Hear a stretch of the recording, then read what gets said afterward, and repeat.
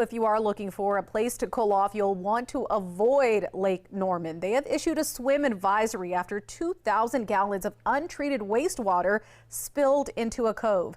This happened yesterday along Shore Drive in Denver after heavy rainfall triggered an equipment malfunction. The Lincoln County Health Director warns that water may be contaminated with fecal coliform, a bacteria associated with human waste. Experts will continue to test that water until those levels are safe. Until then, swimmers and boaters are asked to stay out of the water.